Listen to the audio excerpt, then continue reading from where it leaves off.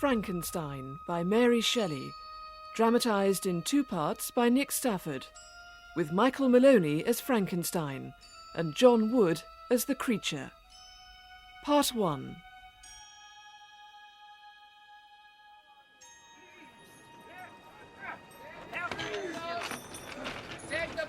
From John Walton, The Harbour, Archangel, Russia, 28th of March. I have hired a vessel and sailors, men on whom I can depend, possessed of dauntless courage. The captain is a person of excellent disposition, who has been as far north as any human. As we prepare for our heroic undertaking, I try in vain to be persuaded that the North Pole is the seat of frost and desolation. It ever presents itself to my imagination as the region of beauty and delight, where the sun is forever visible. A land surpassing in wonders and beauty every region hitherto discovered on the habitable globe. We shall tread a land never before imprinted by the foot of man. Do I not deserve to accomplish some great purpose? If I succeed in this enterprise, many, many months, perhaps years, will pass before you and I may meet. If I fail, you will see me soon again. Or never. Cast off forward! Aye, aye, Captain! Cast off aft!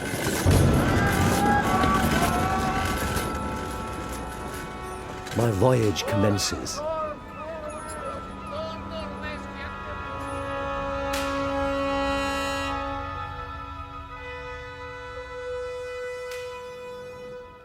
July the 31st. We are halted, surrounded by ice, and have been completely enveloped in fog. Starboard 40! What is it? A sledge! Where's sledge? Nikolai! Telescopes for myself and Mr. Walton! Through the mist. I can see him. Hail it! Oh my God! Who is? Telescope, sir. What is it? It's enormous. Is it a man? I can't see him. There's a man on the sledge. I see him. Is it He doesn't stop. awful? Captain, It's terrible. do my eyes deceive We me? need to relook. Or is he a giant? Assuming the dogs are of normal stature, I should say he is. Ahoy! Ahoy! We are hundreds of miles from land. We are. Ahoy! I can't see it no more. Can you distinguish his features? No, Could there be land not on the maps? I did not think so, but he must have come from somewhere and be heading somewhere. The fog's closing in again. He's out of sight. How long before the ice breaks and we can move on? Tonight, tomorrow, the day after. Maybe we'll find the North Pole is inhabited by giants. Hey, Mr. Walton. August the 4th. I am in good spirits. My men are bold and apparently firm of purpose. Being icebound did not seem to dismay them. What can stop the determined heart and resolved will of man? We move now amongst the drifting floes of ice, but slowly... Yes? Captain said I should disturb you, Mr. Walton. What is it? The captain requests you come and see. Mr. Walton, another man on a sledge. Another! I think he's insane. Sir! Who are you? My name is Victor Frankenstein, and all I desire is that you should give me a little food. I insist that you come aboard! I cannot. Your ice floe may break up! I shall take my chances. Where have you traveled from? Europe, Europe! yes. Please, whither are you bound? To the North Pole! And you? You head north? A voyage of discovery! You promise me that you are heading north. Yes! In that case, I will come aboard, but only if my sledge and dog may also be accommodated. For it may be you turn back, whilst I must go on. Surely! Bring them aboard! Bring them over. There. He looks half dead. More dead than alive. Is he saying he's come all the way from Europe over the ice? Is this possible? Makes me think of the giant. I got it. Take Mr. Frankenstein down to the galley. Rub him with brandy. Feed him. Aye, Captain. We might have to redraw the maps.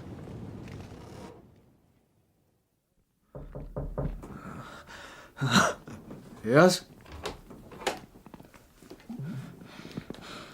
It is I, Mr. Walton. Walton.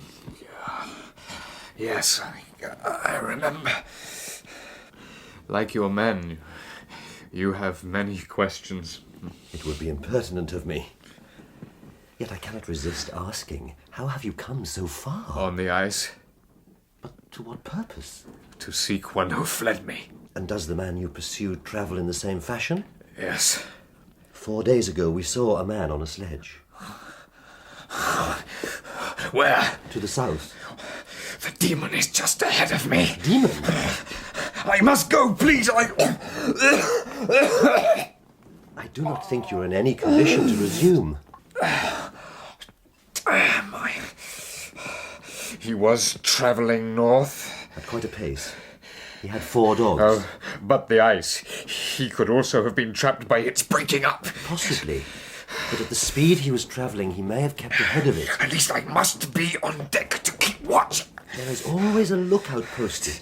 They will see anything there is to see. I must know at once. Of course. You are a scientist.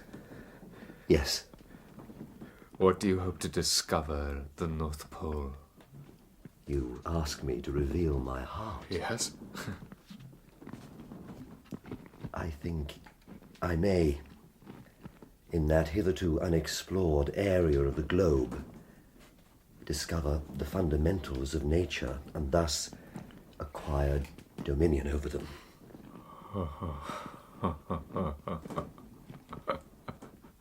Unhappy man. Do you share my madness? Have you drunk of the intoxicating draught? Hear me! Let me reveal my tale! And you will dash the cup from your lips. Here, brandy.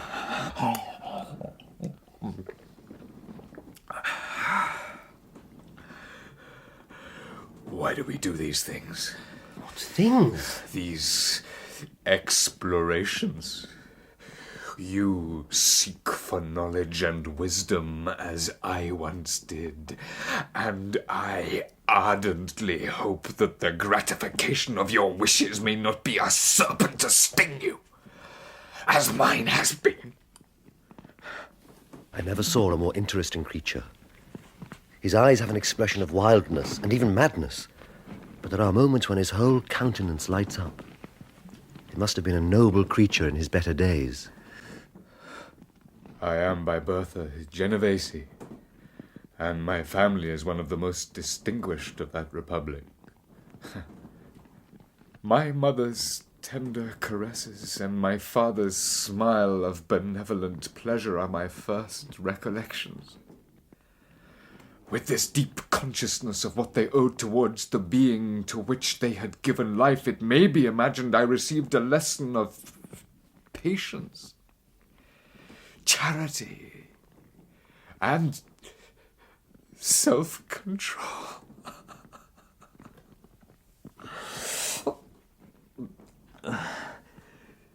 My mother much desired a daughter, but for a long time I was their only care. When I was about 12 years old, while making an excursion beyond the frontiers of Italy, we passed a week on the shores of Lake Como. My mother's benevolent disposition often made her enter the cottages of the poor. Victor, don't stare. They have hardly any clothing. They are poor. Have you come for her? Come for who? Well, the fair one, Elizabeth. Oh, obviously not. That's a pity. As you can see, she's not ours in the natural way of things. She is golden-haired because her mother, who died in childbirth, was a German, and her father a Milanese nobleman. He gave her to us to nurse. We were better off then. Her father was involved in politics, wresting Italy from Austria. I don't know if he's dead or in a dungeon, but his property has certainly been confiscated.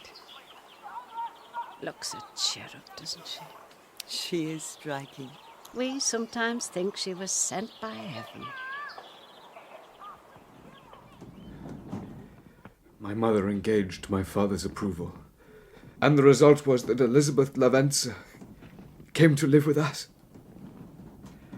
I looked upon her as someone to protect, love, and cherish. My more than sister.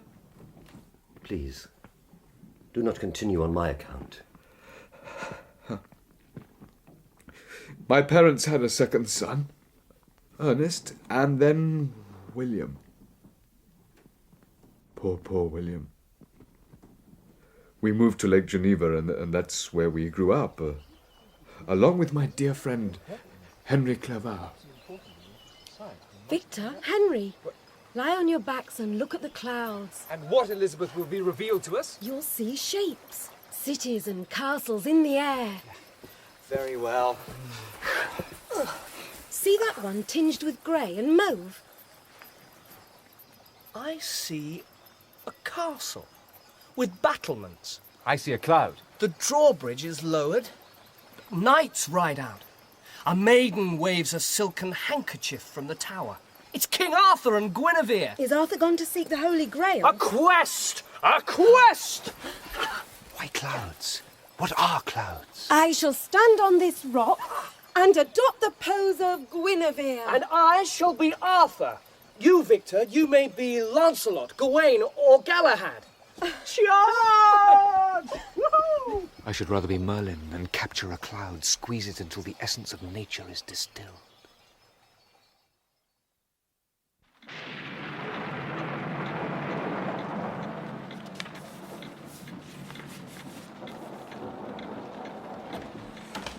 Victor, Father? what are you reading? You're Cornelius Agrippa, Father. That's not mine. No? Must have been left by the previous owner. Ah, and Paracelsus. And Albertus Magnus. You have read them? Their work looks sad now. Oh? But Paracelsus, through empirical study, pioneered the treatment of certain diseases. And also stated human beings could be produced without mother and father by alchemical procedures. Pure fantasy. And dangerous to boot. The storm worsens. Albertus Magnus must meet your approval, for he taught Thomas Aquinas. As well as teaching Thomas Aquinas, Albertus Magnus is reputed to have constructed a brazen head that could answer questions. I'm no scientist, but I know none of these gentlemen are considered valid today.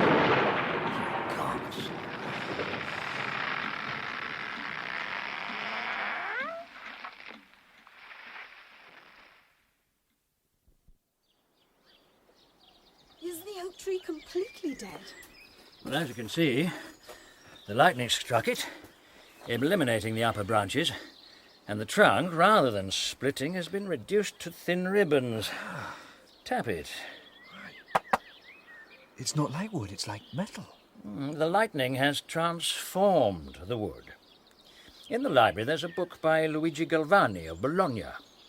Now, through his experiments, he deduced that an electricity resides in the nerves and muscles of animals. Is the same true of humans? He only records his experiments with a frog. If he has experimented with humans, he's damned. No, the usefulness of his work is that we know how to improve certain objects by coating them with metal. Galvanism. His other work, I'd be tempted to bracket with the ancients you were reading last night. There's nothing to be gained from attempting to discern the spark of life. Can anything ever be known? We can dissect a frog, name its parts, agitate it with electricity, but we cannot make it live once it is dead. Will the tree grow again? No. I think it looks sad now. Sad, Elizabeth? Feel how much like iron it is. When I became 17, my parents determined I should attend the university at Ingolstadt. But before the day of my departure could arrive, Elizabeth caught the scarlet fever. My mother attended Elizabeth's sickbed, and her watchful attentions triumphed over the malignant distemper. Elizabeth was saved. But on the 3rd day, my mother sickened. Her fever accompanied by the most alarming symptoms. On her deathbed, she joined the hands of Elizabeth and myself. There, my dear. My children, my firmest hopes of future happiness were placed on the prospect of your union. Mother, don't say were. This expectation will now be the consolation of your father. I should have died. It is not in our gift to decide. Here, Elizabeth, I want you to have my locket. Keep it. Elizabeth, my love, you must supply my place in the home. Take the locket. Victor, fasten it for her. I will endeavour to resign myself cheerfully to death, but will indulge hope of meeting you in another world.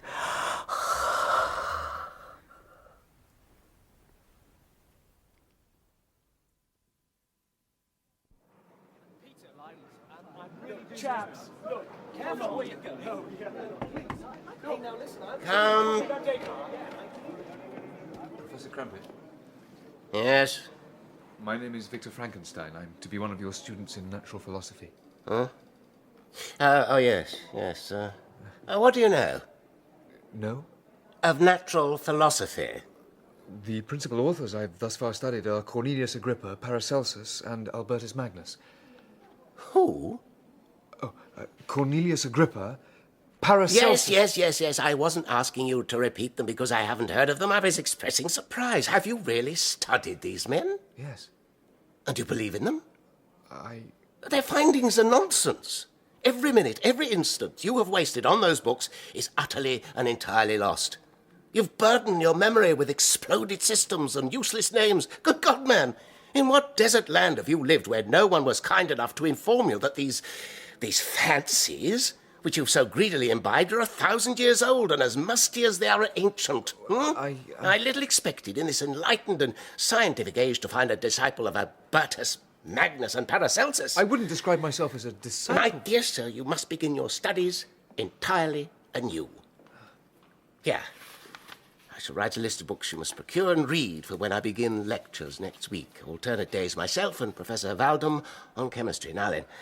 Professor Krempe was a little squat man with a repulsive countenance, who did not prepossess me to become his disciple, but partly from idleness and part curiosity, I went into the lecture room to hear his colleague, Professor Valdum.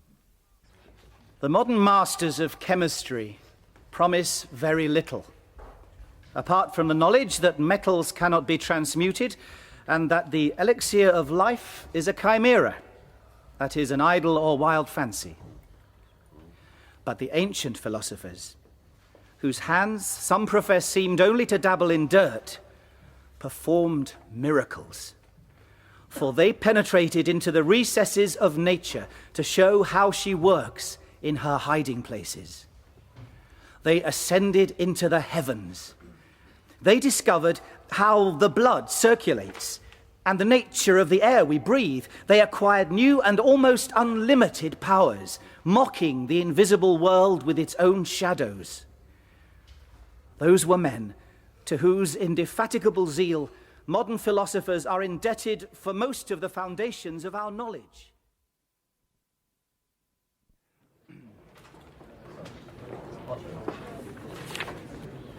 Professor Walden. Yes? My name is Victor Frankenstein. Ah, you're the young gentleman who sat open-mouthed. I hope I did not appear to be rude. I preferred your response to that of the young man who fell asleep. I cannot imagine anyone falling asleep. The young man behind you did.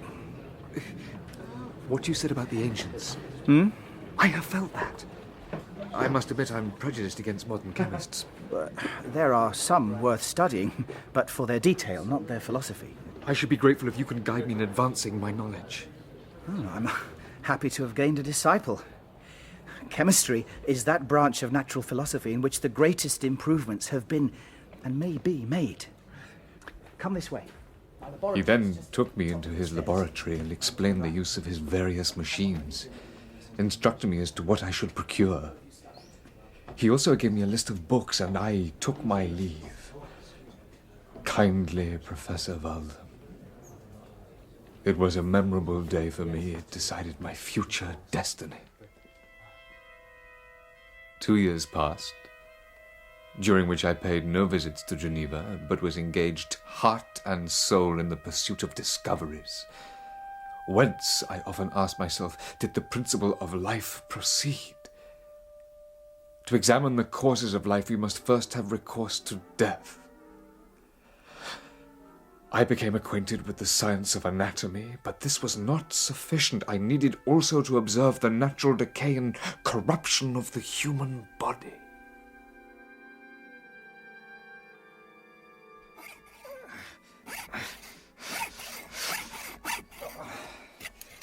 Don't stop here, Frankenstein. I need a lantern.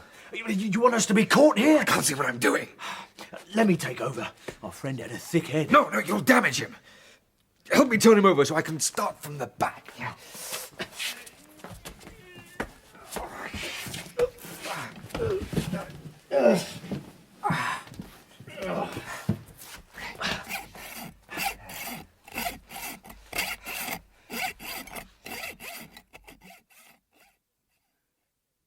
Your essay was remarkable.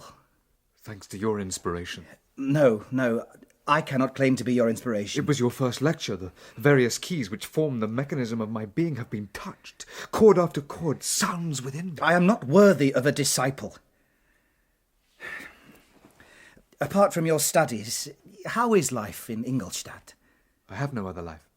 It shows in your countenance. 2 years here, and you have no friends. I have no time for frivolity. A degree of frivolity is entirely necessary, especially for one as youthful... My mind is filled with one thought, one conception, one purpose. So much has been done. More, far more, will I achieve. Treading in the steps already marked, I will pioneer a new way, explore unknown powers. To what end? The creation of beauty. Can you be more specific? I shall have something to show you soon. My limbs now tremble, and my eyes swim with the remembrance, but a restless and almost frantic impulse urged me forward. Every night I was possessed of a slow fever, and I became nervous to a most painful degree. The fall of a leaf startled me, and I shunned my fellow creatures as if I'd been guilty of a crime. Sometimes I grew alarmed at the wreck I perceived that I had become. The energy of my purpose alone sustained me. Eventually, on a dreary night in November, I beheld the accomplishment of my toils.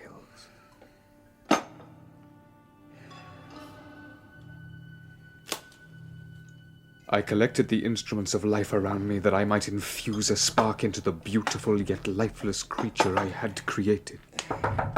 Damn. Who is it? A message from Professor Walden, Herr Frankenstein. He invites you to dinner. Go away! Sir? Tell the professor I cannot accept his invitation. Tell the professor I'm almost finished. Yes, sir. More. I have made you, and you shall live.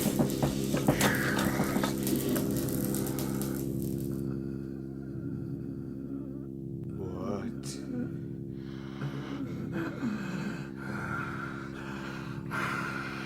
His eye opens. His eye opens, yes. Yes! He lives. He lives. Rise! Rise! Please walk! Come! Walk to me!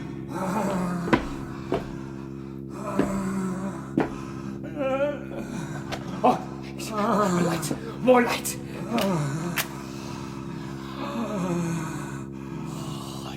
Gods! What have I made? You are meant to be beautiful, but you are foul! Keep away!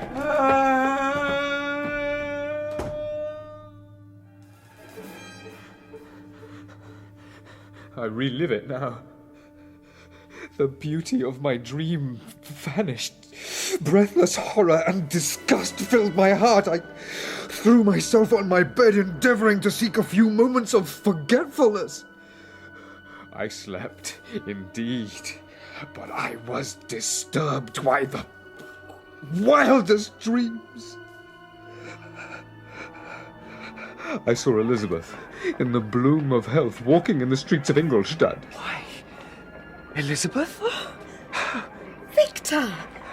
I embraced her, but as I imprinted the first kiss on her lips, they became livid with the hue of death. Oh, ye gods! Oh, Elizabeth! Her features appeared to change, and I thought that I held the corpse of my mother in my arms. Oh. No! No! No!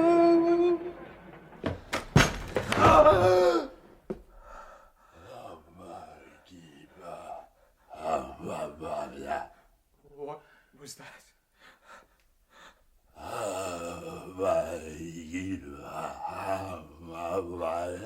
Away? Why do you smile at me? Why reach out to me? You think I will take your hand? You think I will embrace you? Keep away from me! Away!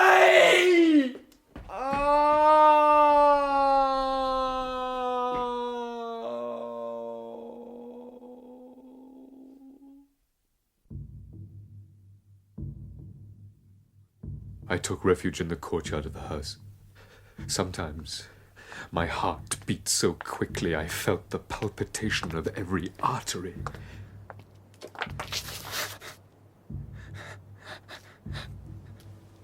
And I feared each sound as if it announced the approach of the demoniacal corpse to which I had given life.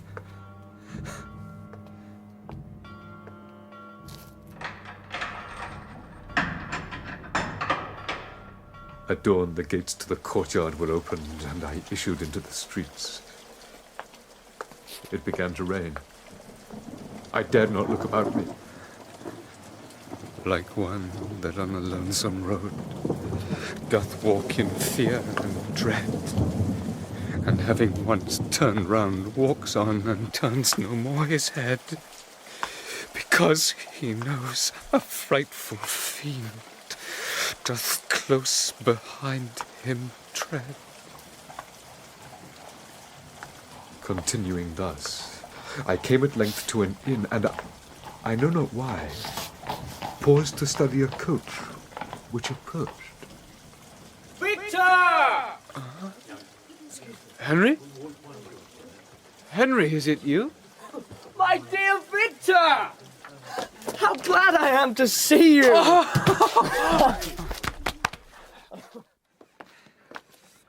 You may easily believe how great was the difficulty to persuade my father that all necessary knowledge was not comprised in the noble art of bookkeeping.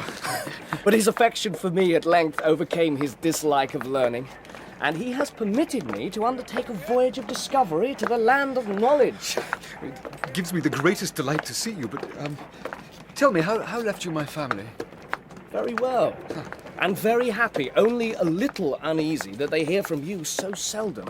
Ah, But by the by, I mean to lecture you a little upon their account. But, my dear Victor, I did not before remark how very ill you appeared, so thin and pale, and look as if you had been watching for several nights. Oh, you've guessed right. I have lately been so deeply engaged in one occupation that I have not allowed myself sufficient rests. But I sincerely hope that all these employments are now at an end and that I am free. Friedrichstrasse. Friedrichstrasse, that is your address, is it not? What? Yes. Number 15C. I thought we might go to a cafe. I should like to deposit my luggage first. Well, here, let me. You can't carry them alone. No, please, Henry. Stay here whilst I go up and make my rooms more welcoming. I was not expecting visitors. Well, of course. But let me wait at the front door.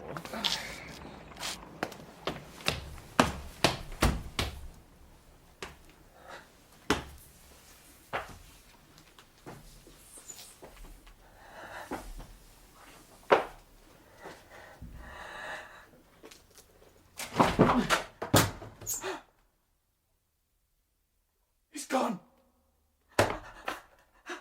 He's gone. Oh, good. Yes. Very good. Never return. God. Henry, come in. Come in. Our neighbor, I expect. Well, and what experiments have you been performing with this equipment?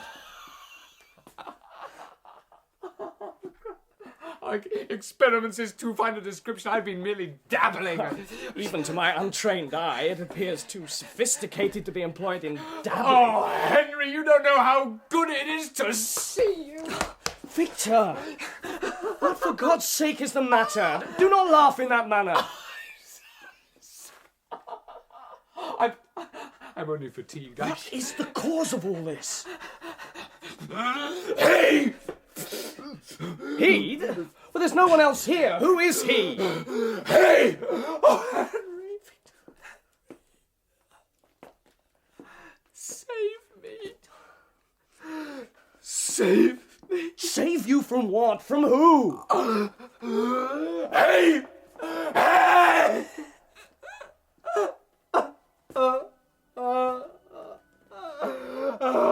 This was the commencement of a nervous fever which confined me for several months. The form of the monster on whom I had bestowed existence was forever before my eyes, and I raved incessantly. Victor!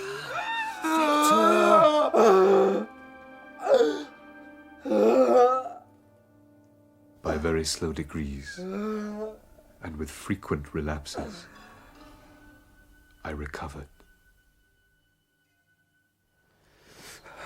Are you awake? Dearest Henry, how kind, how very good you are to me.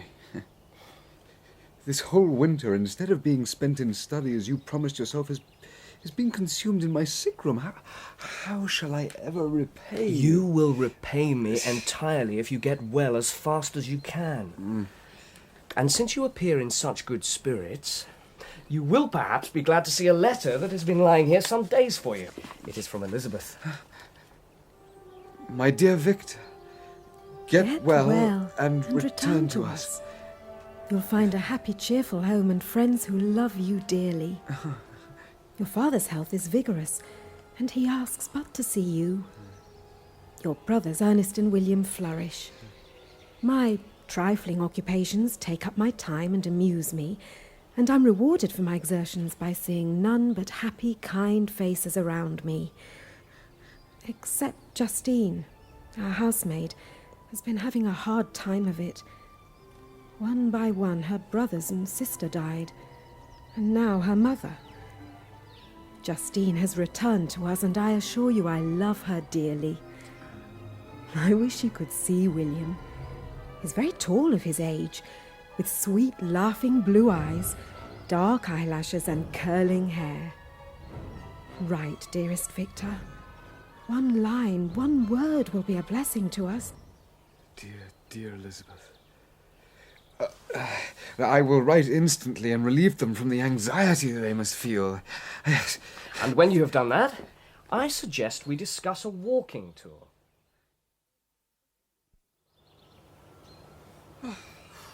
Oh, Henry, this has been a glorious fortnight.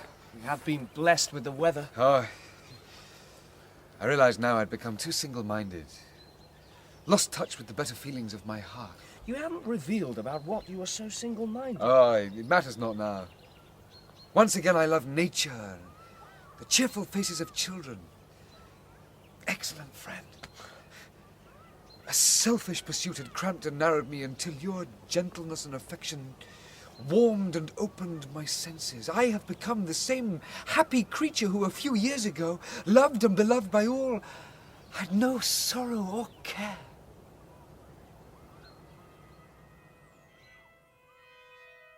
On our return, a letter from my father.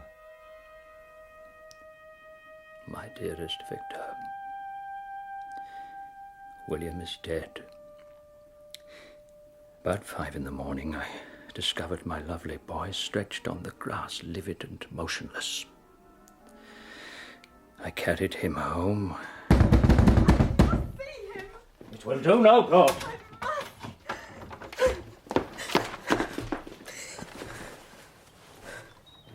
It's not there! What? Oh, it isn't there! Oh, God! I've murdered my darling child. What? The locket his mother gave me. Last night he teased me to let him wear it. It's gone. It must be that which urged the murderer to his deed.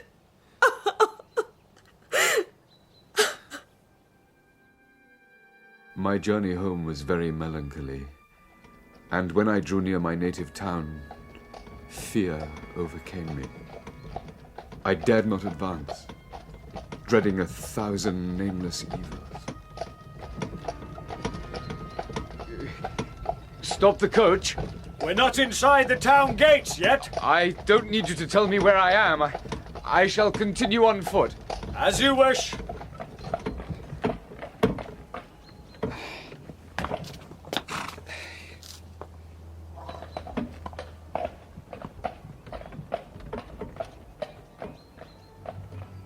Dear mountains, your summits are clear, the sky and lake are blue and placid. Is this to prognosticate peace or mock at my unhappiness? My country, my beloved country. Then, when night fell, I was too late to enter the town, the gates being shut. I resolved to visit the spot where poor William had been murdered.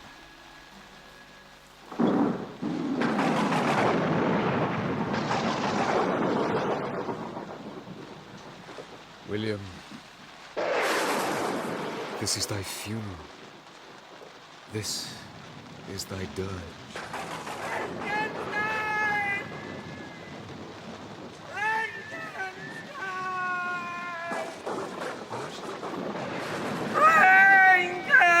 Frankenstein! Who is that? Frankenstein! Frankenstein! It speaks!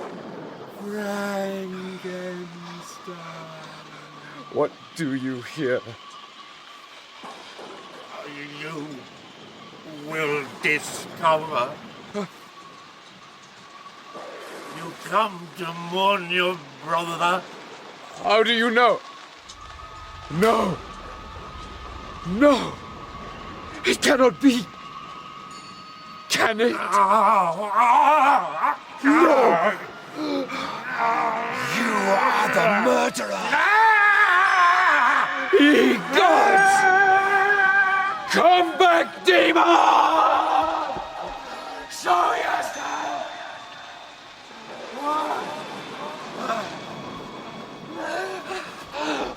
There, among the rocks of Mont Salève. He reaches the summit and disappears. Here to there in a flash of lightning. I made him well. Too well. What have I done? Have I turned loose into the world the depraved wretch whose delight is in carnage and misery? What have I done?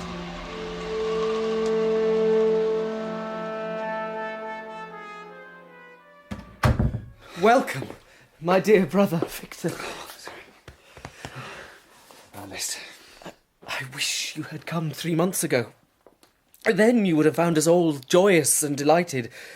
You come to us now to share a misery which nothing can alleviate. Yet your presence will, I hope, revive our father, who seems sinking under his misfortune. And your persuasions will induce poor Elizabeth to cease her vain and tormenting self-accusations. She most of all requires consolation, having accused herself of the death of our brother. But now the murderer is caught. Oh, how can that be? He was free last night. Who pursued him? It's impossible. One might as well attempt to overtake the winds. I do not know what you mean. But to us, the discovery we have made completes our misery. Who would credit that Justine, who was so amiable and fond of all the family, could suddenly become capable of so frightful, so appalling a crime? Justine? Justine Moritz? Is she the accused? No one believes it, surely, Ernest. Several circumstances came out which forced conviction upon us. But she will be tried today, and then you will hear all. It is not Justine. Victor. Father. Has Ernest told you of Justine? I have, Father. Justine is quite innocent. Well, that is evident. I know she is not guilty. Then who is guilty? Victor? Nothing, Father. If Justine is innocent, God forbid that she should suffer as guilty. The evidence is circumstantial, and I sincerely hope that she will be acquitted. They cannot find her guilty on circumstantial evidence. Hello, Victor. Oh, Elizabeth. Let me look upon you. Time has altered you. It has endowed you with loveliness surpassing the beauty of your childish years. Your arrival fills me with hope. You perhaps will find some means to justify my poor guiltless Justine. Well, who is safe if she be convicted of crime? She is innocent, and that shall be proved. Everyone else believes in her guilt, but I know it is impossible. Dry your eyes, Elizabeth. If Justine is innocent, rely on the justice of our courts.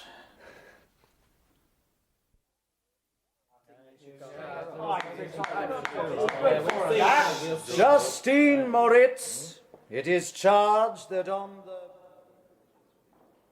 I was walking not far from the spot where the child was found when I saw the accused. I asked her what she did there, but she could only utter unintelligibly. Yes, I do also work at the house. She returned about 8 o'clock in the morning. I asked her where she had passed the night, and she replied she'd been looking for the child. When shown the body, she fell into violent hysterics and kept her bed for several days. And you found the locket? I was going through her clothes in preparation for the laundry. Silence in court! Silence!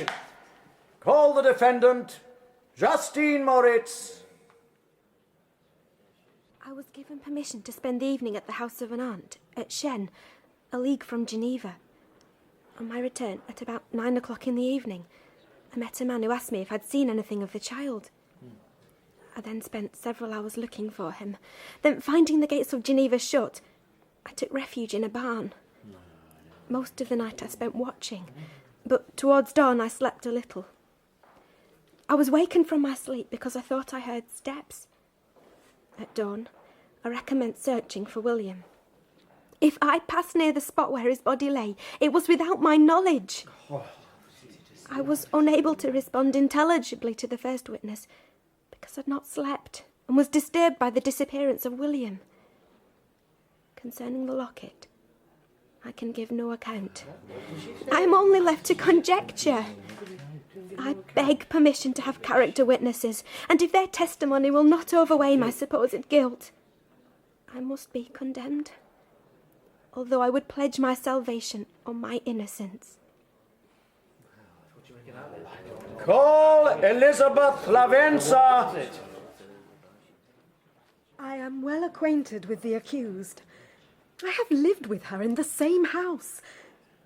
For my own part, I do not hesitate to say that, notwithstanding all the evidence produced against her, I believe and rely upon her perfect innocence. What was that? As to the bauble the case rests upon, if she had desired it, I should have willingly given it to her. So much do I esteem and value her. Why speak well of her? She murdered your brother! She's a murderer! Silence! And call! She's innocent! She did not do it!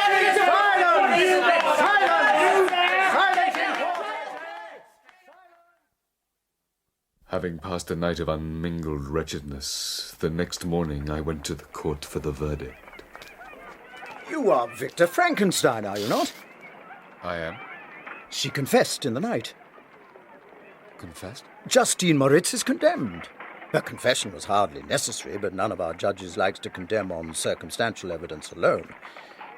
I hope you and your family find some peace now.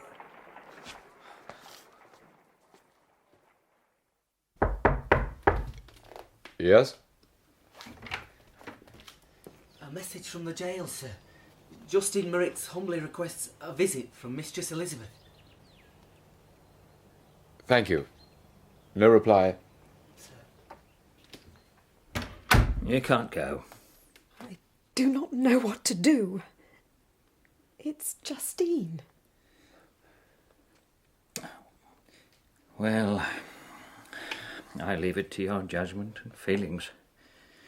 Thank God your mother isn't alive to witness this. Victor, would you accompany me? I? I cannot go alone. Thank you. Thank you both for coming. Oh, Justine, why did you rob me of my last consolation? I relied on your innocence, and although I was then very wretched, I was not so miserable as I am now. And do you believe that I am so very, very wicked? Do you also join with my enemies to crush me, to condemn me as a murderer? I am not one of your enemies. I believed you guiltless until I heard you yourself had declared your guilt. I confessed a lie. I confessed that I might obtain absolution. Ever since I was condemned, my confessor has besieged me. Your priest? He threatened and menaced until I almost began to think I was the monster he said I was. He threatened hellfire and excommunication in my last moments if I continued to deny. What could I do? In an evil hour, I subscribed to a lie. I will proclaim, I will prove your innocence. You shall not die. I do not fear to die. That pang is past. They would have found me guilty without my confession. Dear sir, you are very kind to visit me. You, I hope, do not believe I am guilty. No. No, absolutely not. No, Justine. He is more convinced of your innocence than I was. I truly thank you. I wish that I were to die with you. I cannot live in this world of misery. Farewell, sweet lady. May heaven in its bounty bless and preserve you. May this be the last misfortune that you ever will suffer. And on the morrow, Justine died. You did not speak then? What could I say? Mr. Walton, what would you have said? I know not. Please. I do not accuse. I do not mean to torture you any more than... I cannot be tortured any more than I am. Then I thought I had reached my limit if I had but guessed. Gods.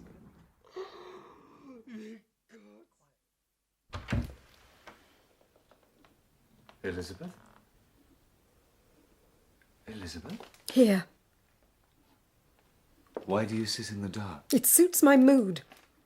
When I reflect on the miserable death of Justine Moritz, I no longer see the world and its works as they before appeared to me. Please, I feel as if I were walking on the edge of a precipice, towards which thousands are crowding and endeavouring to plunge into the abyss. Father needs William you to... and Justine were assassinated, and the murderer walks free.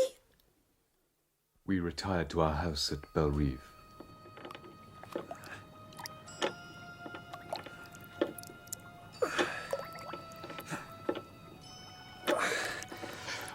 I have been the author of unutterable evils. The monster I have created will perpetrate more wickedness as long as anyone I love remains. I shall live in fear.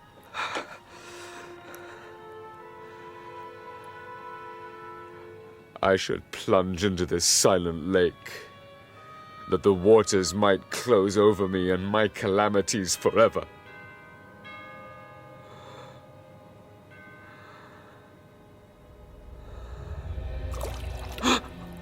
Who's there?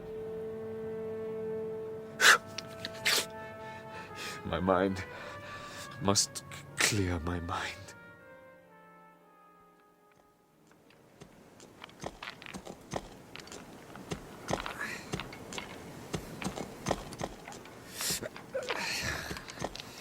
Trees lie broken. Mists rise from the rivers. Stones roll down glaciers. Come on! Ignorant beast! Come on! Forward! I shall leave you here then.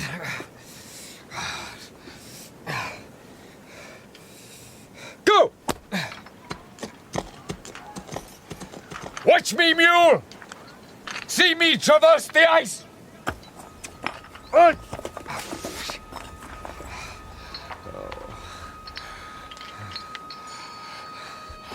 Wandering spirits, allow me this faint happiness, or take me as your companion away from the joys of life. What? Where? There! The wretch! Frankenstein! Wretch! Demon! Dare you approach me? Oh, that I could, with the extinction of your life, restore those victims you have so diabolically murdered. I shall speak and you shall listen. I shall not. You must. You, my creator, detest and spurn me, thy creature. You want to kill me? You who made me? How dare you sport us with life? Abhorred monster! Fiend that thou art! The tortures of hell are too mild a vengeance for thy crimes. You reproach me with your creation. Come on then, that I may extinguish the spark I so negligently bestowed! Remember, thou hast made me more powerful than thyself.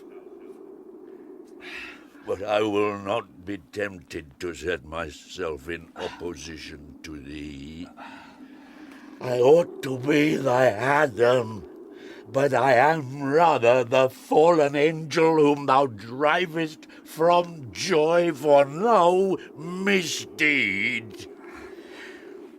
I was benevolent and good, but misery made me a fiend. Make me happy. and I shall again be virtuous. Leave my sight. Do your duty towards me, and I shall do mine towards you and the rest of mankind. If you will comply with my conditions, I will leave you at peace. But if you refuse, I will glut the maw of death until it be sated with the blood of your remaining friends. Cursed be these hands that formed you!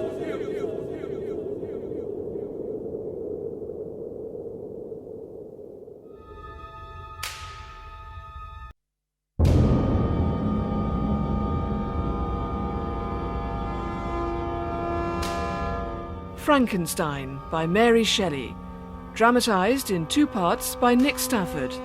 Part 2. Frankenstein has been brought on board a ship bound for the North Pole.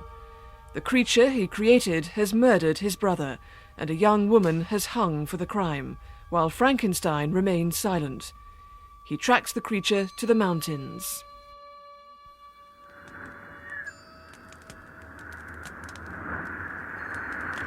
See, I lit a fire for you. Sit, warm yourself. Now, listen. Yes. It is with considerable difficulty that I remember the original era of my being. And it was a long time before I learned to distinguish between the operations of my senses. In the forest near Ingolstadt, I lay by the side of a brook until, tormented by hunger and thirst, I learnt to slake my thirst from the brook and ate some berries that were lying on the ground. Before I had quitted your apartment, I had covered myself with some clothes, but these did not fit. I was a poor, helpless, miserable wretch. I knew nothing.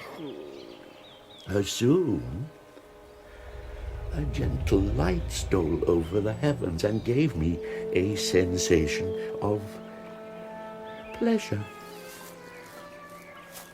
I struck off through the wood toward the rising sun, at length discovering open country.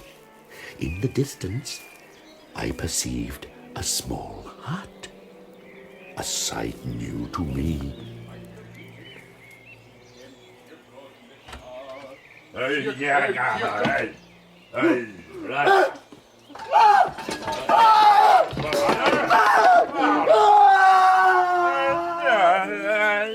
His flight somewhat surprised me, but I was enchanted by the hut, dry and warm, and I greedily devoured the remnants of the man's breakfast.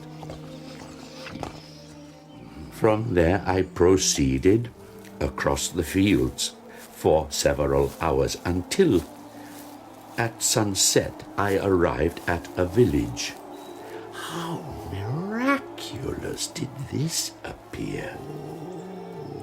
The huts, the neater cottages, and stately houses engaged my admiration by turns.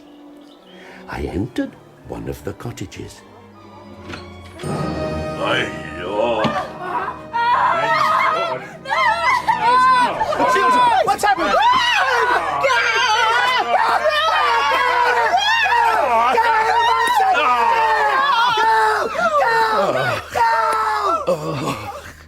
I ran for an age until I came across an isolated cottage with an adjoining hovel, wherein I took refuge. From the inclemency of the season, and still more from the barbarity of man. Fixing my eye to a crack in the door, I spied a small girl, meanly dressed in a coarse blue petticoat. Her fair hair was plaited. Agatha? I'm going for milk, Felix. Don't be long. The young man entered the cottage, and turning in my hovel, I found another crack through which I could spy the interior. Agatha has gone for milk, Grandfather. Yes, I know. I'm going for wood. When the girl returned with the milk, she sat down by the old man, and he, taking up an instrument, began to play. He played a sweet, mournful air, which drew tears from the girl. I felt sensations of a peculiar and overpowering nature, a mixture of pain and pleasure such as I had never before experienced. Soon after this, the young man returned with some wood, and taking up what I now know to be a book, read aloud. O spirit, that dost prefer before all temples the upright heart. After many nights witnessing this, I perceived these people possessed a method of communicating their experience and feelings to one another by sounds, what I now know to be words. What in me is dark? This was indeed a godlike science, and I ardently desired to become acquainted with it. For many months I listened and learned until I felt capable of approaching these gentle people, myself capable of speech. However, one night when I was foraging for food, I bent down over a pool of water to drink, and when the moon came out from behind a cloud, I twisted, thinking something fiendish behind me. There was nothing. Again I looked behind me, not comprehending what I saw in the pool. Oh, no! The first word I uttered. No, no, no, no, no!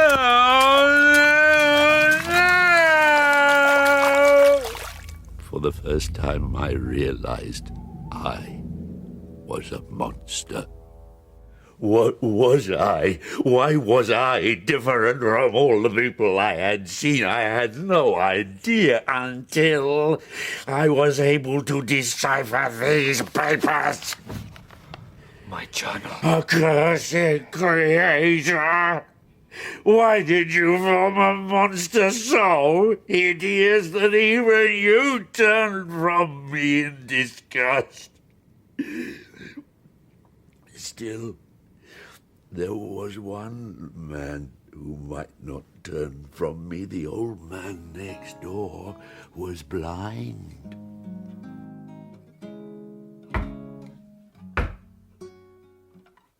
Come in. Pardon this intrusion. I am a traveller in want of a little rest. Enter. Unfortunately, my children are not home, and as I am blind, I'm afraid I shall find it difficult to procure food for you. Oh, do not trouble yourself, my kind host. I have food. It is warmth and rest only that I need. Where do you travel? I am going to claim the protection of some friends whom I sincerely love, and of whose favour I have some hopes. I wish you luck. These amiable people to whom I go have never seen me, and know little of me. I am full of fears, for if I fail there, I am an outcast in the world forever. To be friendless is indeed to be unfortunate, but the hearts of men, when unprejudiced by any obvious self-interest, are full of charity. They are kind. But where they ought to see a feeling and kind friend, they may behold only a detestable monster. Well, where do your friends reside? Near this spot. I cannot judge your countenance, but there is something in your words which persuades me that you are sincere. From your lips first have I heard the voice of kindness directed towards me. Oh, come now. Have my grandchildren return? You and your family are the friends of whom I speak.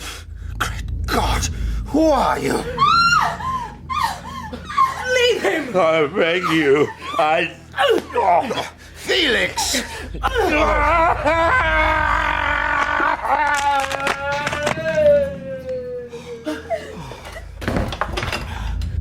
That branch! The monster broke it as if it were a twig! Monster? Cursed creator! Why did I live? Why in that instant did I not extinguish the spark of existence which you had so wantonly bestowed? No! Do not be frightened. I shall not harm you. When night came, I wandered in a wood, no longer restrained by the fear of discovery.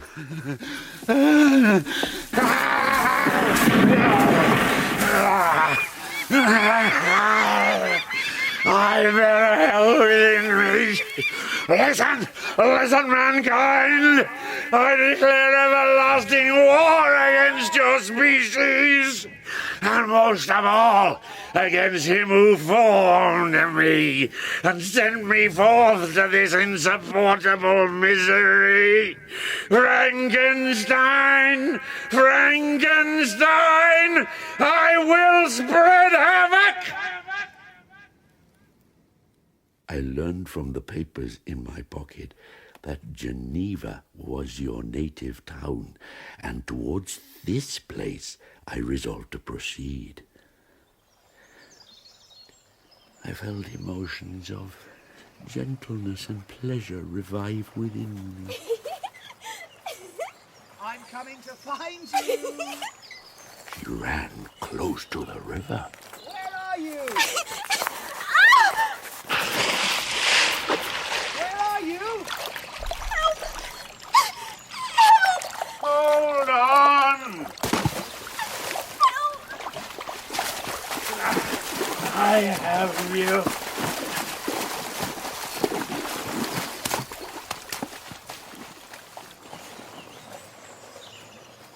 Wait. Please wait. Where are you? Wait. Where are you? The girl is here. Who's that? Over here. She fell in the river. Get away from her! I saved her from the river. I had saved a human being, and my reward was to writhe under the pain of a wound which shattered flesh and bone. After some weeks, my wound healed, and I continued my journey. It was evening when I arrived at Geneva, and I retired to a hiding place in a thicket in a field, slept, and was awoken by the approach of another child. A beautiful child.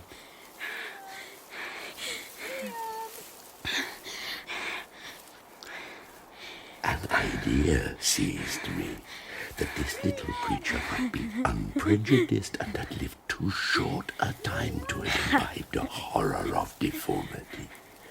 If I could educate him as my friend, I should not be so desolate. Child, I do not intend to hurt you. Monster! Ugly wretch! Let me go! You wish to eat me or tear me to pieces! Listen to me. But put me down, or I will tell my papa. You must come with me. Hideous monster, my father will punish you. He is powerful. He is Monsieur Frankenstein. Frankenstein? Yes, Frankenstein. See, the name frightens you. Tell me, has your father lived in Ingolstadt? No, that is my elder brother, Victor. He will punish you as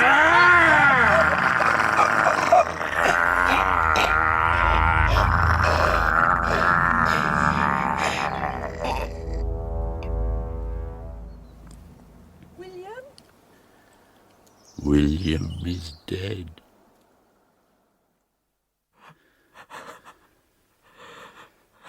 And the locket. Locket? Around his neck.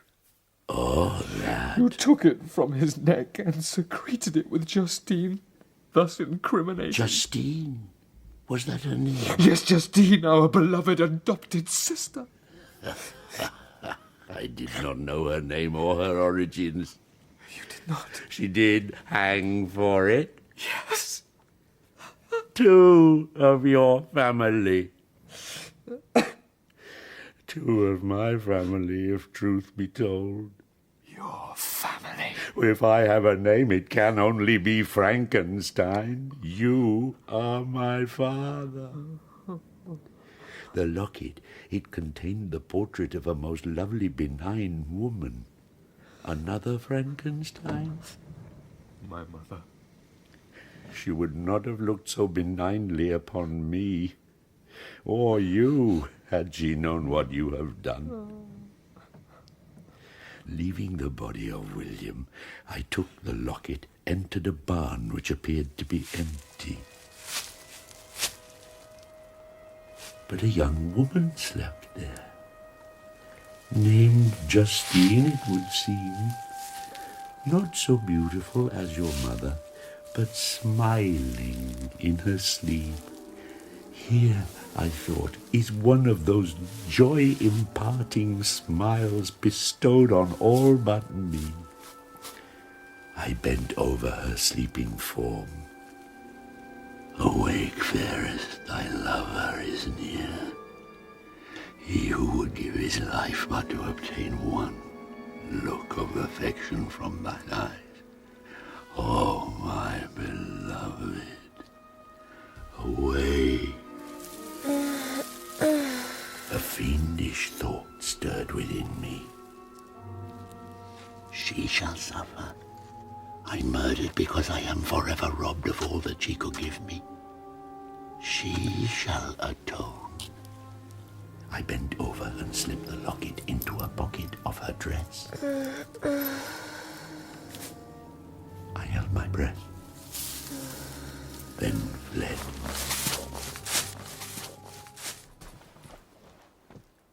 I am alone and miserable. Man will not associate with me, but one as deformed as myself would not totally deny herself to me. You must create for me a female. I refuse. Shall I create another like yourself, whose joint wickedness might desolate the world? If any being felt emotions of benevolence towards me, I should return them 100-fold. What I ask of you is reasonable. A creature of another sex, but as hideous as myself. Oh, my Creator, make me happy. Mr. Walton. Yes? Do I disgust you? No. No. Please proceed. The creature moved me. I felt there was some justice in his argument. Yes.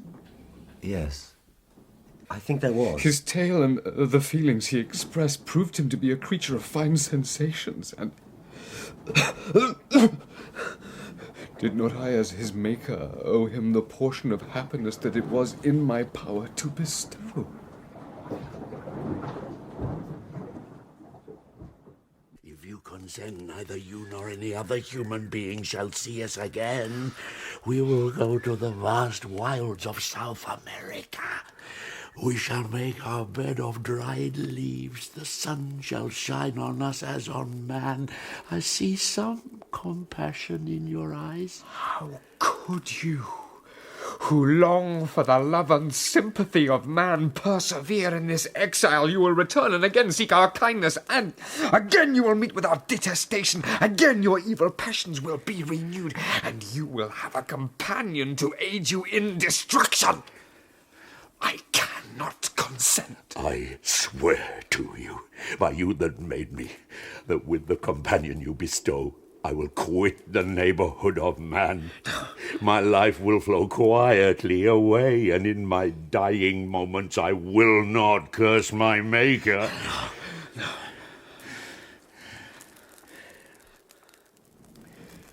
Mr. Walton, I felt a need to console him. But when I looked upon him, when I saw the filthy mass that moved and talked, my heart sickened. I cannot truly imagine how he might appear. I had meant him to be beautiful. My vices are the children of a forced solitude that I abhor, and my virtues will arise when I live in communion with an equal. Very well, I consent to your demand. On the solemn oath to quit Europe forever, and every other place in the neighborhood of man. I swear by the sun and by the blue sky of heaven and by the fire of love that burns in my heart, that if you grant my prayer, you will never behold me again. But remember, I shall watch your progress with unutterable anxiety, and fear not but that when she is ready, I shall appear again.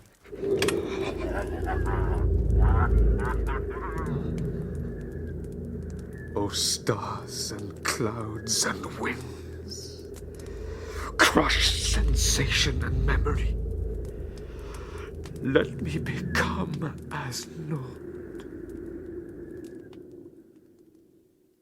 I'm happy to remark, my dear Victor, that you seem to be returning to yourself. It is true, Father. I do feel a little better. Yet you are still unhappy, and you still sometimes avoid our society. I have conjectured on this, and an idea has struck me which I must put to you concerning the source of your present state. Oh? Do I alarm you? No. What is your idea? I confess I've always looked forward to your marriage with Elizabeth as the stay of my declining years, but now I wondered if you perhaps regard her as your sister, without any wish that she may become your wife. You may have met with another whom you love, and considering yourself bound in honour to Elizabeth, this struggle may occasion the poignant misery which you appear to feel. No, Father, be assured I love Elizabeth dearly. There is no other.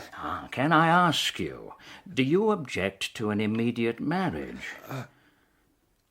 I have no objection, save a desire to visit England. England?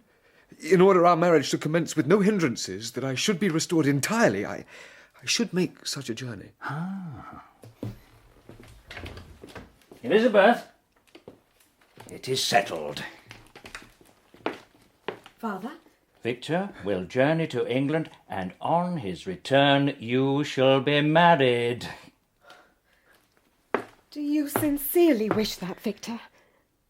Elizabeth, I'm sorry for having been so distracted. Our union is my sincerest desire. I only make this journey that I may be fully restored. And Henry, why not ask him to accompany you, huh? Then we shall know you are safe. You shall write to Henry. Ask him to meet you in Strasbourg, from whence you may sail down the Rhine. And whilst you're away, Elizabeth and myself shall make preparations. Please, Victor, hasten your return.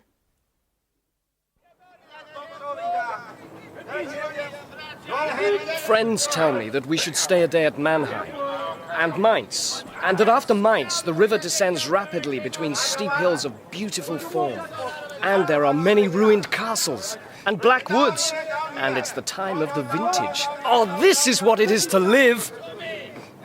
But Victor, why are you so sorrowful? Beloved friend, It was a clear morning in the latter days of December that I first saw the white cliffs of England. So, Herr Clerval, you wish to learn the Indian languages? Yes, Mr. Habit. You see, I am sure that if I do, I shall be able to assist the progress of European colonization and trade. Ah. Well, I know someone who may be able to help you. Indeed. I shall introduce you to him. And you, Herr Frankenstein? I'm interested in anatomy, Mr. Habit. Really? Anatomy displeases you? It does not displease me, but I must admit this preoccupation with the interior workings of the human body chills me a little. What's inside should stay inside, to my mind. Oh, but by knowing anatomy, we may learn how to preserve life. Well, we're all going to die, and it's not for us to say how or when, or to preserve life beyond that which has been decided. I associate anatomy with grave robbing. Wrong of me, perhaps, but there you are. However, each to his own. I have the acquaintance of a fellow of the Royal College.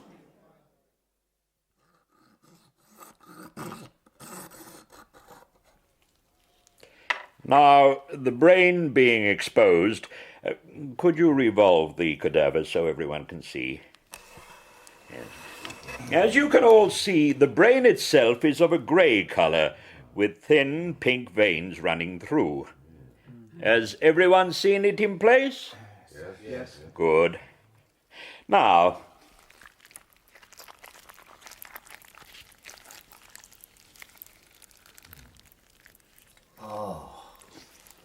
anyone is free to leave the theatre. Would someone be so kind as to remove and resuscitate him? Yes, thank you. Now, one of my assistants will place the brain in a dish and carry it around for closer inspection.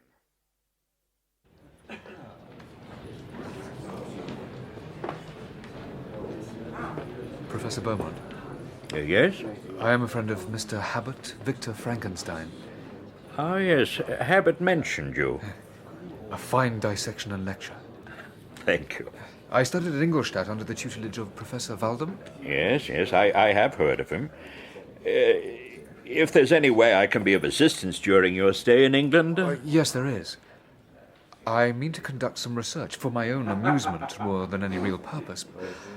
I have my instruments with me, but of course, no material to work on. Yes, I see. I will pay whatever... Would you care to accompany me to my study? It's quieter there. I fixed on the remotest of the Orkneys. Hardly more than a rock whose high sides were continually beaten upon by the waves. It was a filthy process in which I was engaged. 3 years before, I was intent upon creating beauty and had created a fiend whose unparalleled barbarity had desolated my heart. Who's there? Frankenstein. You are nearly finished.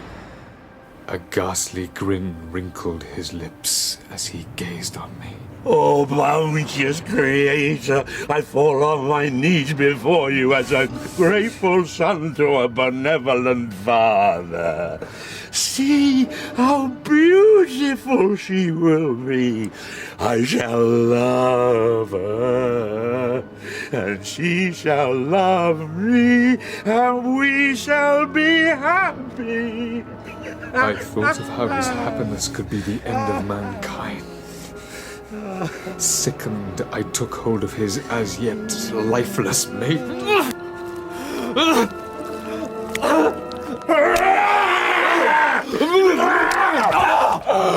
Oh, no! I did not mean to strike you. Put her back together, please. I love her. Please. You have destroyed her. Begone. You break your promise. I will never create You another destroy like yourself. my hopes. You had sworn to quit the neighborhood of man, but she had not. She might have hated you. She might have turned to the superior beauty of man. You would then have been again alone. She would not. You think she was beautiful? I should kill you.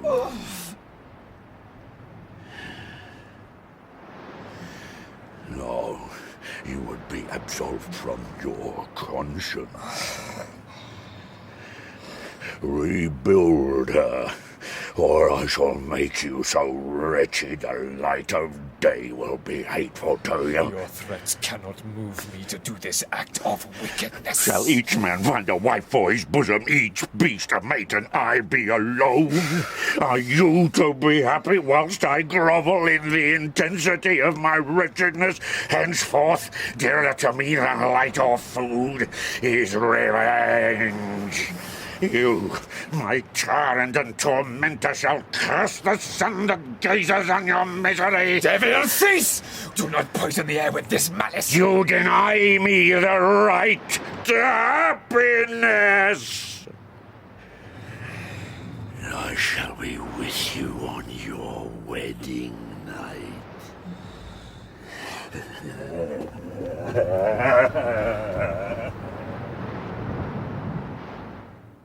That then is the period fixed for the fulfillment of my destiny. In that hour, I shall die. The remains of the female creature lay scattered on the floor. I almost felt as if I had mangled the flesh of a human being. I placed it all in a basket with a quantity of stones. A small port, you say? Just for this evening. It's 10 o'clock. Late to go for a sail. I'll pay. The tricky waters. You know how to sail? I grew up by Lake Geneva. Ah, well, this is the Atlantic. Can you procure me a boat or not? I think I can get you a skiff.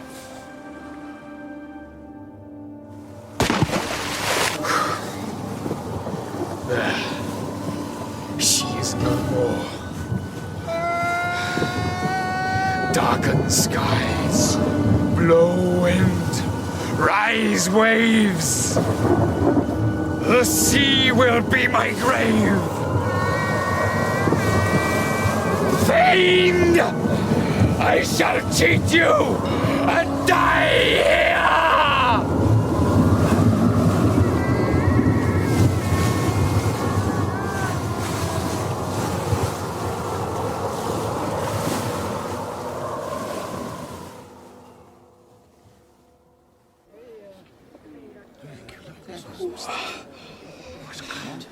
Where am I? You'll know that soon enough, but you'll not be consulted as to your quarters, I promise you. Why do you answer so roughly? Surely it is not the custom of Scotsmen to receive strangers so inhospitably. I don't know what the custom of the Scots may be, but it is the custom of the Irish to hate villains. Villains? You must follow me to Mr. Kerwin's to give an account of yourself. Who is Mr. Kerwin? A magistrate. Or just walk. We'll follow.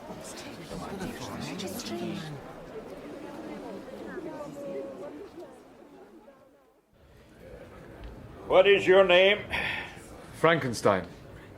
Victor Frankenstein. And where do you hail from, Mr. Frankenstein? Geneva, Switzerland. You didn't sail from there. I have been in the Scottish Orkneys. A storm blew me... Who appears as witnesses? Joseph O'Connor, let us hear your deposition. Your Honour, sir, last night I was out fishing with my son Seamus and my son-in-law Daniel Nugent when, about 10 o'clock, we observed a strong northerly rising, so we put in for port. It was very dark as the moon had not yet risen. We landed at the creek about 2 miles down the coast. I walked ahead, carrying tackle, while the other two followed with a catch. In the dark, I tripped over something and fell to the sand. It was the body of a man. We first thought it was a poor wretch who'd been drowned and cast ashore there, but on examination we found the body to be dry and warm. We carried him to the nearest cottage, old Mrs. Flaherty's, where we endeavoured to revive him. He was a handsome young man. There were finger marks around his neck. See, the stranger trembles. Silence! Silence! Thank you, Joseph. Seamus O'Connor, is that a true account of the events? It is, sir. Have you anything to add? No, sir. But the third member of our party, Daniel Nugent, has. Daniel Nugent, step forward. Sir, just before Joseph fell over the body, despite there being no moon, I swear that by the light of the stars I saw a boat, a single man on it, a short distance from the shore. Sir, the boat strikes me as being the same as this stranger arrived in. And I saw him. Who's that? Mary Morrissey, Your Honour. All right, step forward. I live near that beach and was standing at the door of my cottage about the time when I saw a boat, like the stranger's, push off from the spot near where the body was found. Yeah, look now, there's sweat pouring from the stranger. Definitely. All right, right. All right, then lead the way.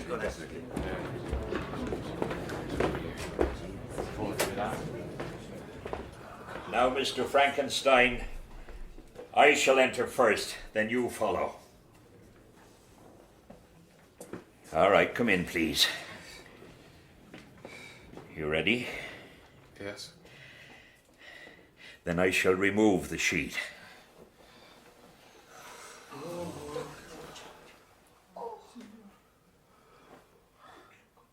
Henry. What did he say? Henry? He said Henry. He's thrown himself in the corpse. Have my murderous machinations deprived you also of life? Is this gentle being lost forever? Take him away. My friend! Get him off the corpse! Henry! Ah, that's enough of that. Get him off!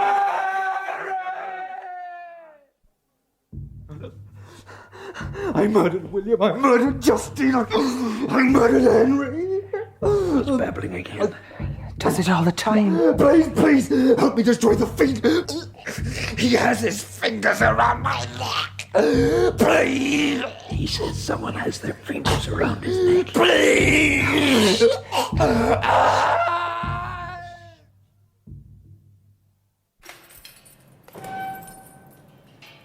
Back with us, Mr. Frankenstein? Yes. I fear that this place is very shocking to you. On the whole earth, there is no comfort I am capable of receiving. I know that the sympathy of a stranger can be but of little relief to one borne down as you are by so strange a misfortune. But you will, I hope, soon quit this melancholy abode, for I believe evidence will be forthcoming to free you from the charges. I think you were thrown by some accident on this shore, seized immediately and charged with murder, shown your friend whose body had been placed across your path. How do you know this? In the 2 months since your arrival, I have conducted an investigation. It seems you were in the Orkneys at the time of the murder.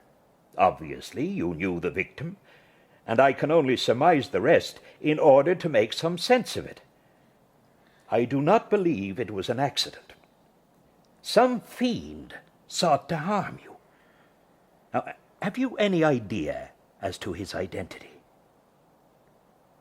I cannot think who might devise and be capable of committing such an act. Nor I. However, there is someone to see you. You carried some papers, letters. I wrote to your father. My father? He waits outside. Here? I shall send him in to you. Victor? Father. Oh, my son!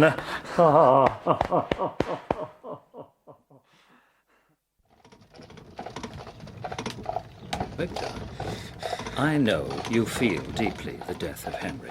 But I think there is something else. Justine, poor unhappy Justine, was as innocent as I, yet she died for it, and I'm the cause. I murdered her. Victor. William, Justine, Henry, all by my hand. What's the explanation of these Yeah, you would think me mad.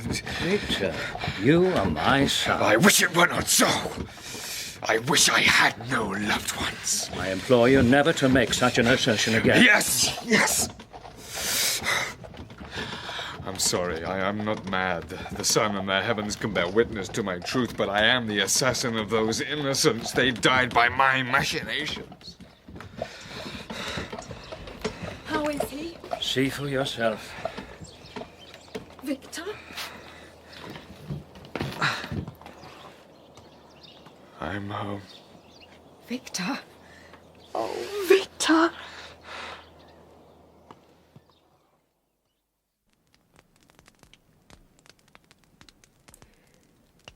We have sat here for hours and you have neither spoken nor moved. I'm happy to be home. You are thin, Victor, and still a little feverish. You are also thinner. There is something gone from you, Victor, a spark. So much has happened. Too many miseries. Are we to live the rest of our lives like this? You are my only chance of happiness. Yet I have one secret. A dreadful one. What? A secret which, when revealed to you the day after our marriage, will have you wondering that I survive what I have endured. Is that a proposal? A clumsy one. Yes. I will marry you. I shall be with you on your wedding night. Take care! How's it, my boy? You look lovely. Take care. Bye-bye. Goodbye, son and daughter. Goodbye.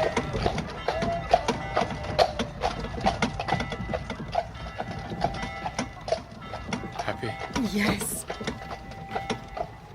Savor it.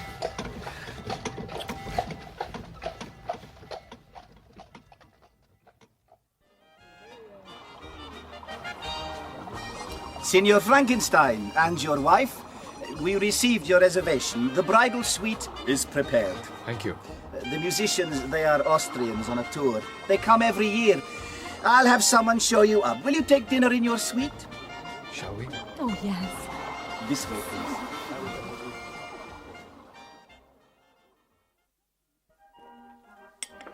Victor, why have you taken to carrying a pistol? From experience, I believe it may be necessary. Nothing will harm us here. Let me be the judge of that. Why so agitated? What is it you fear? I shall take a turn before settling. Shall I accompany you? No, I mean no. How long shall you be gone? I do love you, Elizabeth.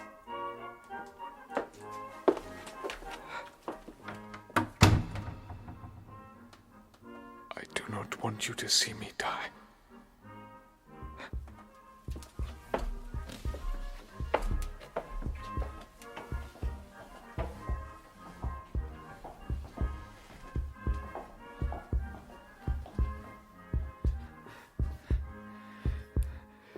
Come, demon. It is your eye tonight. Are you behind this door?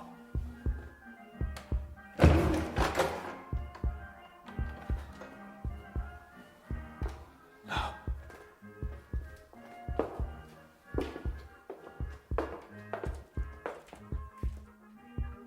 This. Who's that? My apologies. What? Elizabeth!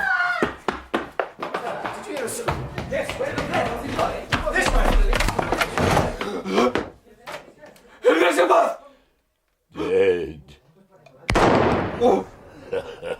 Not so steady now, the hand that made me.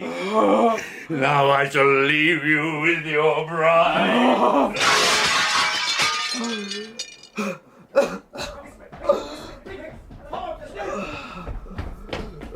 Signor Frankenstein. It should have been me. Oh my God. Who did this? The demon leapt through the window. Arm yourselves! Quick! He'll be broken on the ground underneath. He will not. But it is 50 feet to the ground. Where are you going? I have to see my father. I will pay. Whatever it takes.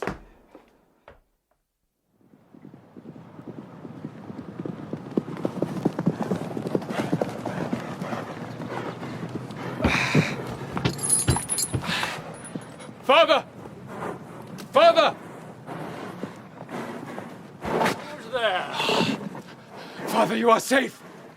What are you talking about? Where is Elizabeth? Victor? Where is Elizabeth?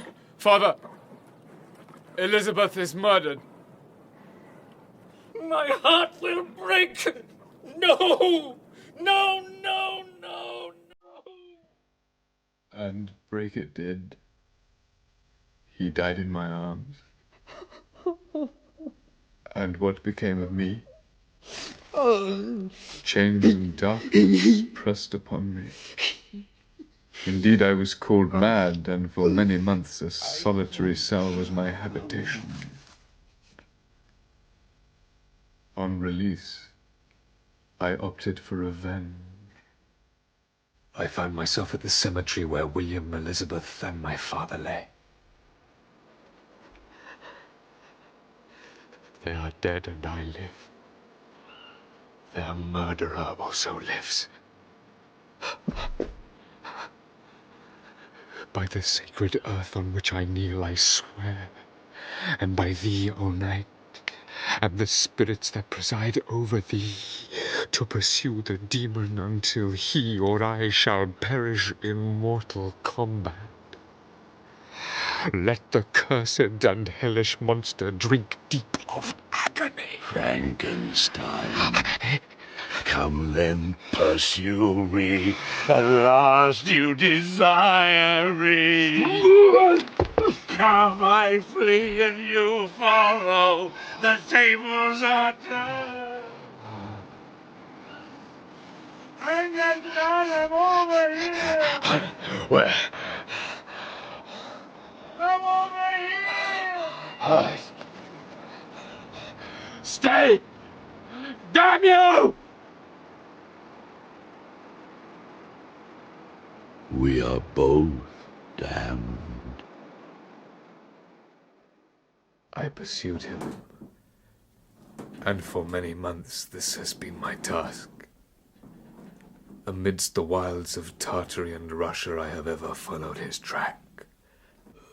Cold, want, and fatigue were the least pains I was destined to endure, carrying within me my internal hell. Sometimes, when overcome by hunger, a repast was prepared for me in the desert. You think he left it for you? Yes. And sometimes he left marks on trees. Messages.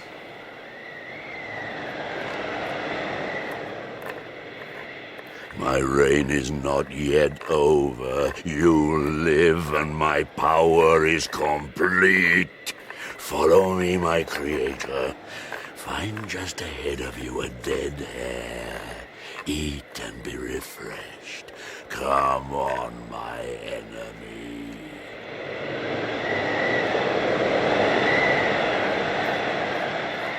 Your toils only begin. Wrap yourself in furs and provide food, for we shall soon enter upon a journey where your sufferings will satisfy my everlasting hatred. I call upon heaven to support me! Frankenstein!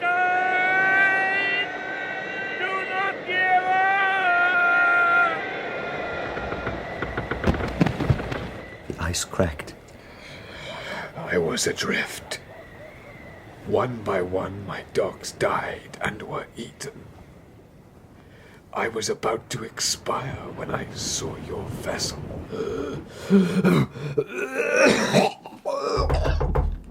Who is it? Forgive my intrusion, but you must know, despite expectations, the ice is closing in again. The crew grow restless. No. I think we should turn back. No. At least consider it before the ice closes completely and we have no choice.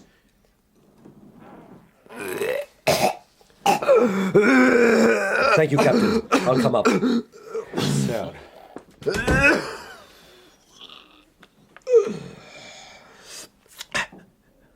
When younger, I believed myself destined for some great enterprise. But all my speculations and hopes are nothing. I trod heaven in my thoughts. But how I am sunk. And my task is unfulfilled. Please, after I die, if he appear, swear that he shall not live. Thrust your sword into his heart. I will hover near and direct the steel aright. I shall do I whatever... know you have been writing this down. Tell it truly. Please. How did you make the creature? Are you mad? Peace.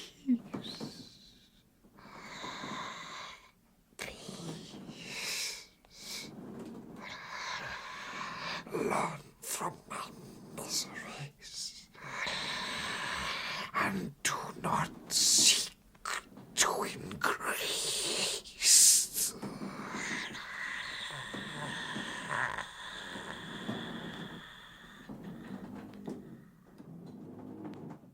September the 15th.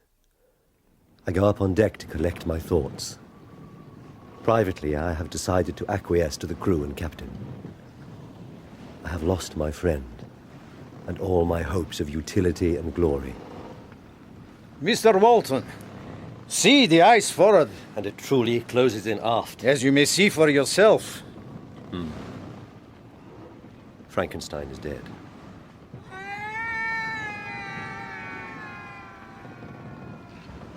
What's that? What's what?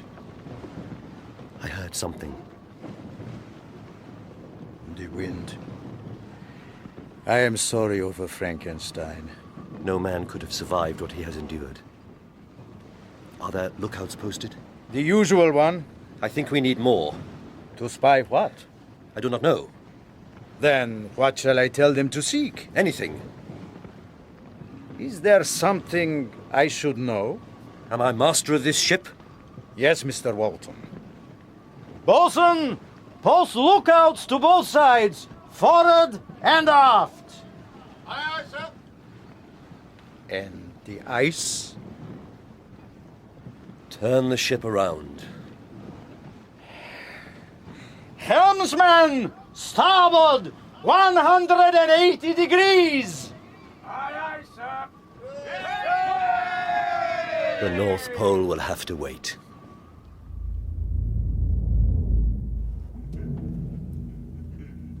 Is the demon here? Yeah. Demon?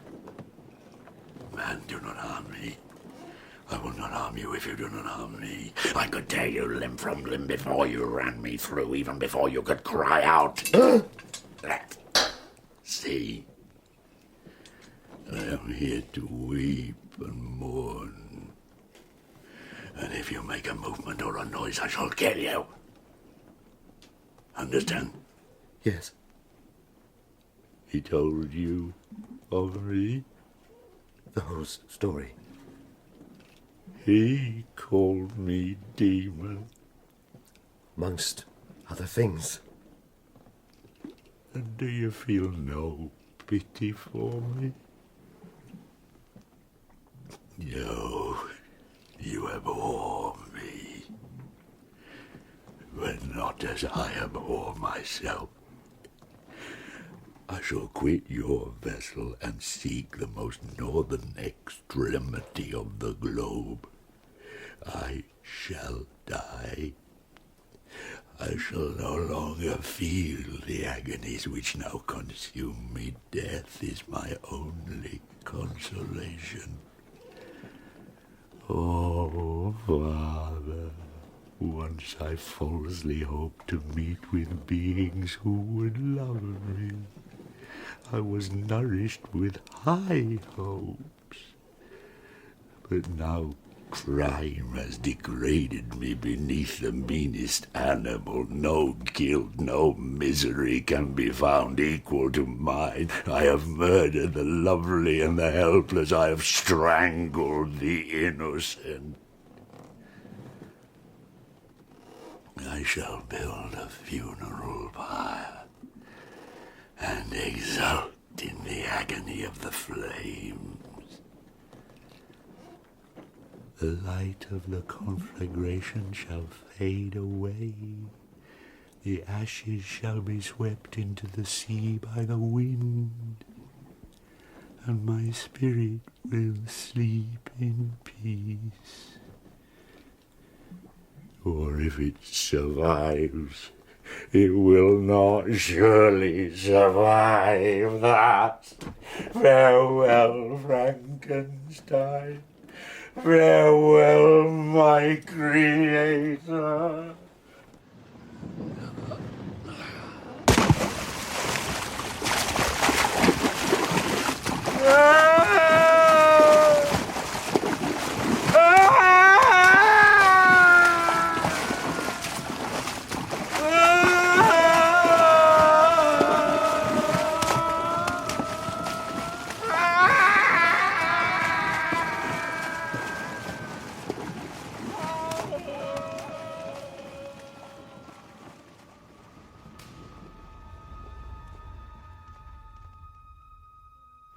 In Frankenstein by Mary Shelley, dramatised by Nick Stafford.